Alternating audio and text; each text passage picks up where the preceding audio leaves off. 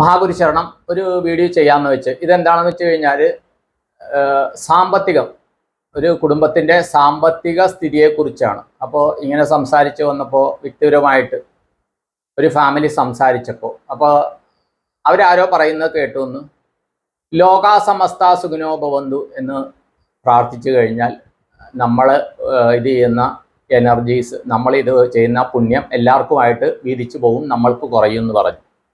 അപ്പം ഞാൻ മറുപടി പറഞ്ഞത് എന്താണെന്ന് വെച്ചാൽ ഞാനൊരു ഇപ്പോൾ 56 വയസ്സ് കഴിഞ്ഞ് ഒരു 40 വർഷമായിട്ട് ഞാൻ ലോകാസമസ്ത സുഖിനോ ഭവന്തു എന്ന് ചൊല്ലുന്ന ഒരാളാണ്.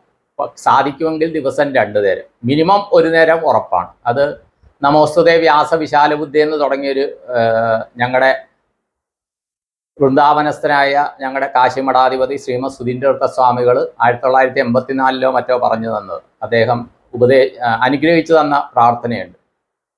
അപ്പോൾ അത് തുടങ്ങി, പിന്നെ സ്വസ്തി പ്രജാപതി പരിപാലയാന്ന് തുടങ്ങി, അത് ലാസ്റ്റ് അത് സമർപ്പണം വരെയുണ്ട്. അപ്പോൾ ഞാൻ പറഞ്ഞു എൻ്റെ അനുഭവം ഇതാണെന്ന് പറഞ്ഞു. അത് ലോകാസമസ്ത സുഖിനോഭവം എന്ന് പറയുമ്പോൾ സുഖിനോഭവന്തു എന്ന് പറയുമ്പോൾ നമ്മളും ആ ലോകത്തിൽ പെടുന്നുണ്ട്, നമ്മളും ആ ഒഴുക്കിനകത്ത് ആ എനർജിക്കകത്ത് നമ്മളും പെടുന്നുണ്ട്. ഇവിടെ വേറൊരു വിഷയം എന്ന് പറഞ്ഞാൽ പലർക്കും സാമ്പത്തികം എല്ലാവർക്കും പ്രോബ്ലമാണ്, എല്ലാവർക്കും, എനിക്കും പ്രോബ്ലമാണ്, എല്ലാവർക്കും പ്രോബ്ലമാണ്, അംബാനിക്കും അദാനിക്കും എല്ലാവർക്കും പ്രോബ്ലമാണെന്ന് പറയാം. സാമ്പത്തിക പ്രശ്നമില്ലാത്തവരാരുമില്ല. ഓരോരുത്തരുടെയും സാമ്പത്തിക പ്രശ്നത്തിൻ്റെ ഏറ്റക്കുറച്ചിലുകൾ വ്യത്യാസമാണെന്നുള്ളതാണ്. അപ്പോൾ ഈ സാമ്പത്തികം ഞാൻ നേരത്തെ രാവിലെ ഒരു ഇത് പറഞ്ഞായിരുന്നല്ല, കാര്യം നമ്മളെക്കാളും കഷ്ടപ്പെടുന്ന ആൾക്കാർ, നമ്മളെക്കാളും പാവങ്ങൾ എന്നൊക്കെ ആ ഒരു ചിന്താരീതി തന്നെ തെറ്റാണ്. കാര്യം നമ്മൾ ആലോചിച്ച് കഴിഞ്ഞാൽ ഏറ്റവും പാവങ്ങൾ നമ്മളാണെന്ന് തോന്നാം, മനസ്സിലായി? നമ്മൾ സത്യസന്ധമായിട്ട് വിലയിരുത്തിയാൽ നമ്മൾ പാവങ്ങളാണ് എന്ന് തോന്നാം. അപ്പോൾ ആദ്യം നമ്മൾ നമ്മുടെ കാര്യങ്ങൾ ചെയ്യുക. പിന്നത്തെ ഒരു കാര്യം എന്താണെന്ന് വെച്ച് കഴിഞ്ഞാൽ ഈ ദാനധർമാദികൾ ചെയ്യുമ്പോൾ നമ്മൾ ഏതെങ്കിലും ബാങ്കുകളിൽ നിന്നോ വ്യക്തികളിൽ നിന്നോ വാങ്ങിച്ച ധനസഹായം അത് തിരിച്ചു കൊടുക്കാണ്ടാണ് ഇത് ചെയ്യുന്നതെങ്കിൽ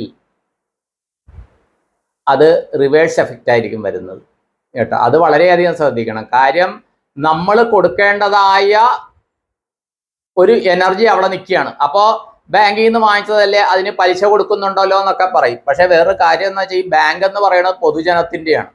നമ്മൾ പൊതുജനത്തിൽ ഇന്ത്യ മഹാരാജ്യത്തിലെ എത്രയാണ് 145 കോടി ജനങ്ങളുടെ ആരുടെയൊക്കെയാണെന്ന് അറിയില്ല നമുക്ക്. ഈ 145 കോടി ജനങ്ങളും ഒരു തരത്തിൽ അല്ലെങ്കിൽ വേറൊരു തരത്തിൽ ബാങ്കിങ് അക്കൗണ്ടുമായിട്ട് ബന്ധമാണ്. അതുമായിട്ട് ബന്ധപ്പെട്ടതിൽ നിന്ന് ഒരു സഹായം നമ്മൾ വാങ്ങിച്ചിട്ട് തിരിച്ചു കൊടുക്കാണ്ടിരുന്നിട്ട് ഏതെങ്കിലും ഈ 145 കോടി ജനത്തിലെ 145 പേർക്ക് സഹായിച്ചു എന്ന് വിചാരിച്ചു, അല്ലെങ്കിൽ 1450 പേർക്ക് സഹായിച്ചു എന്ന് വെച്ചോ, അല്ലെങ്കിൽ 14,500 പേർക്ക് സഹായിച്ചു എന്ന് വെച്ചോ, ബാക്കി അന്തരം എവിടെ കിടക്കുന്നു? അതുകൊണ്ട് എന്ത് ദാനധർമാദികൾ ഇത് ചെയ്യുമ്പോഴും നമ്മൾ സഹായം വാങ്ങിച്ചത് തിരിച്ചടവുണ്ടെങ്കിൽ നിർബന്ധമായിട്ടും ചെയ്യുക. ഇല്ലെങ്കിൽ അതിങ്ങനെ എനർജി അങ്ങോട്ട് പോയിക്കൊണ്ടിരിക്കും. നമ്മൾ ഏതിലേക്കാണോ ഏറ്റവും കൂടുതൽ എനർജി വരുന്നത് അതിലേക്ക് പോയിക്കൊണ്ടിരിക്കും. ദയവ് ചെയ്ത് അത് മനസ്സിലാക്കുക. പിന്നെ വേറൊരു കാര്യം എന്ന് പറഞ്ഞാൽ സാത്വികമായിട്ട് ജീവിക്കുന്ന എന്നെപ്പോലുള്ള മനുഷ്യരൊക്കെ കാണുന്ന ആളുകളിൽ സാത്വികമായിട്ട് ജീവിക്കുന്ന, ആരെങ്കിലും തന്നാലും സന്തോഷം, തന്നില്ലെങ്കിലും സന്തോഷം, തന്നു കഴിഞ്ഞാൽ അവർക്ക് വേണ്ടിയിട്ട് എന്ന് പറഞ്ഞാൽ അവരൊക്കെ ചെയ്യുന്ന ഉപാസനകൾ, ആ ഉപാസനകൾ അത് ബ്രാഹ്മണ എന്താ പൂണൂലിട്ടവരെന്ന് മാത്രം ഞാൻ പറയുന്നില്ല കേട്ടോ. കിട്ടുന്നതിൽ സന്തോഷിച്ച് സമൂഹത്തിന് വേണ്ടി എന്തെങ്കിലും ചെയ്യണമെന്ന് വിചാരിക്കുന്ന വളരെയധികം ആൾക്കാർ കാണും, മനസ്സിലായി? അവരവരുടെ രീതിയിൽ അവർ പോകുന്നുണ്ട്. അവരൊക്കെ ചെയ്യുന്ന പുണ്യമാണ് ഈ ലോകം ഒക്കെ ഇങ്ങനെ നിലനിൽക്കാനായിട്ട് കാരണം. ഈ യൂണിവേഴ്സ് എല്ലാവരിലും എന്താണ് അനുഗ്രഹം ചൊരിഞ്ഞുകൊണ്ട് നിൽക്കാനായിട്ട് വളരെ കുറഞ്ഞ ശതമാനത്തിലുള്ള കുറേ ആൾക്കാരുടെ ആത്മാർത്ഥമായ ഉപാസനയുടെ ഫലമാണ്. ഇത് പറയുമ്പോഴാണ് ഞാനൊരു ക്ലാസ്സിന് പോയി. അപ്പോൾ ധാർമ്മികമായ ക്ലാസ് ആയിരുന്നു. അപ്പോൾ ധാർമ്മികമായ ക്ലാസ്സിൽ അത് എടുത്ത ആചാര്യൻ പറഞ്ഞു, ഇങ്ങനെ പല വ്യക്തികൾക്കും കഴിഞ്ഞ ജന്മത്തിലെ ബ്രാഹ്മണ ശാപം ഉണ്ടാവും, മനസ്സിലായ? ബ്രാഹ്മണ ശാപം എന്ന് പറഞ്ഞു കഴിഞ്ഞാൽ ഈ ബ്രഹ്മജ്ഞാനം എന്ന് പറഞ്ഞാൽ എല്ലാം ഈശ്വരതുല്യമാണെന്ന് വിചാരിക്കുന്ന ആൾക്കാരെ ചതിക്കുകയോ വഞ്ചിക്കുകയോ ചെയ്തു കഴിഞ്ഞാൽ അത് ബ്രാഹ്മണ ശാപമായിട്ട് മാറാം. അല്ലാണ്ട് അവർ കൈവച്ചിട്ട് നിന്നെ ഞാൻ ശപിച്ചിരിക്കുന്നു, ദുർവാസാവ് ശരിക്കും ഹ്രീ ഹ്രൂ എന്ന് പറഞ്ഞ് ശപിക്കണ്ട. ചിലര് അറിഞ്ഞോ അറിയാതെയോ അവരുടെ ജീവിതത്തിൽ നമ്മൾ മൂലം എന്തെങ്കിലും പ്രശ്നങ്ങൾ വന്നാൽ അത് ശാപമായിട്ട് മാറാം. അപ്പൊ അതിന് പരിഹാരമായിട്ട് ബ്രാഹ്മണർക്ക് കാല് കഴുകിച്ചൂട്ടോ അല്ലെങ്കിൽ അവർക്ക് യഥാശക്തി ദാനം ചെയ്താൽ മതി എന്ന് പറഞ്ഞു. അപ്പൊ ഈ ക്ലാസ് എടുത്ത ആചാര്യൻ, അദ്ദേഹം ജന്മനാ ബ്രാഹ്മണനല്ല, പക്ഷേ കർമ്മം കൊണ്ട് ബ്രാഹ്മണനാണെന്ന് പറയുന്നു. അപ്പൊ ഞാൻ പറഞ്ഞു, അപ്പൊ അദ്ദേഹം പറയണെന്താ വെച്ചാൽ എനിക്കൊരിക്കലും ഞാൻ ബ്രാഹ്മണനായിട്ട് എനിക്ക് ദാനം ചെയ്യാൻ പറയാൻ പറ്റുകയല്ലോ എന്നാണ് പറയുന്നത്. അദ്ദേഹത്തിന്റെ അടുത്ത് പ്രതിവിധി ചോദിച്ചു വരാൻ പോകുന്നവർ. അപ്പൊ ഞാൻ അദ്ദേഹത്തിന്റെ അടുത്ത് പറഞ്ഞു, അപ്പൊ അങ്ങനെയുള്ളവരുടെ അടുത്ത് ഇങ്ങനെയുള്ളവർക്ക് എന്നെ വിളിക്കാൻ പറയൂ, ഞാൻ പറയാം അങ്ങക്ക് ദാനം ചെയ്യാൻ പറയാന്ന് പറഞ്ഞു. പക്ഷെ ഇതുവരെ അദ്ദേഹം ആരെയും എന്നെ വിളിപ്പിച്ചിട്ടില്ല കേട്ടോ. അതും പറയാം. പല ഇതിലും നമ്മൾ അർഹമായ ആൾക്കാർക്ക് ദാനം ചെയ്യാത്തതും പല സമയത്തും നമ്മൾ പലതും സൗജന്യം, അർഹതയില്ലാത്ത സൗജന്യങ്ങൾ കൈപ്പറ്റുന്നതും നമുക്ക് ഫിനാൻഷ്യൽ ബ്ലോക്ക് ഉണ്ടാക്കും. നിസ്സാരം ഞാൻ പറയാം. ഇപ്പോൾ നമ്മൾ ബസ്സിലൊക്കെ യാത്ര ചെയ്യുന്നുണ്ട്, ട്രെയിനിൽ യാത്ര ചെയ്യുന്നുണ്ട്, കുട്ടികൾക്ക് നമ്മൾ ടിക്കറ്റ് എടുക്കുമോ? കുട്ടികൾക്ക് ടിക്കറ്റ് എടുക്കുമോ? ഇപ്പൊ ഞാൻ ലക്ഷദ്വീപിലുണ്ടായിരുന്നപ്പോൾ ലക്ഷദ്വീപില് ഇളയ മോന് അപ്പൊ 1 വയസ്സാണ്.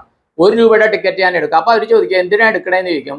1 രൂപയുടെ ടിക്കറ്റ് അവിടെ ഉണ്ട് കുട്ടിക്ക് വേണ്ടി. ഞാൻ പറഞ്ഞില്ല, അവന് ആ ടിക്കറ്റ് ഇത് ചെയ്തിട്ട് അവന് യാത്ര ചെയ്താൽ മതി. അതുപോലെ ട്രെയിനിൽ യാത്ര ചെയ്യും, ബസ്സിൽ യാത്ര ചെയ്യുമ്പോൾ അവരുടെ പ്രായത്തിന് എന്താണ് ടിക്കറ്റ് അത് എടുത്തിരിക്കണം. നമ്മളത് സത്യസം നമ്മൾ ആരെ പിശിക്കുന്നേ, ഇത് യൂണിവേഴ്സിനെ പിശിക്കുന്നത്. ഒരു കയ്യിൽ നിന്ന് പോയാൽ അടുത്ത ദൈവത്തിന്റെ കയ്യിലാണ് ഇത് പോണം. ഓക്കെ, നമുക്ക് സാമ്പത്തിക ബുദ്ധിമുട്ടുണ്ടെങ്കിൽ ശരി. അതുകൊണ്ട് ഒരു പരിധി കഴിഞ്ഞ് സൗജന്യങ്ങൾ കറ്റാണ്ടിരിക്കുക, ഒരു പരിധി കഴിഞ്ഞ് സൗജന്യങ്ങൾ കൊടുക്കാണ്ടിരിക്കുക. ധാർമ്മികമായി ജീവിക്കുന്നവരെ സാധിക്കുമെങ്കിൽ അവരുടെ അടുത്ത് യഥാശക്തി കൊടുത്തിട്ട് അവരിൽ നിന്ന് അനുഗ്രഹം വാങ്ങിക്കുക. ജീവിതം മാറി മറിയും കേട്ടോ. വിശ്വാസം ഉണ്ടെങ്കിൽ മാത്രം ചെയ്താൽ മതി. വിശ്വാസം ഇല്ലാണ്ടോ ഇങ്ങനെ എന്തൊക്കെയാണ് ഈ വിളിച്ചു പറയണം, പിച്ചുമ്പയും പറയണമെന്ന് വിചാരിച്ച് ചെയ്യണമെന്നില്ല. വിശ്വാസം ഉണ്ടെങ്കിൽ മാത്രം ചെയ്യുക. ഞാൻ എൻ്റെ ജീവിതത്തിൽ പരിപാലിക്കുന്ന കുറച്ച് കാര്യങ്ങളാണ്.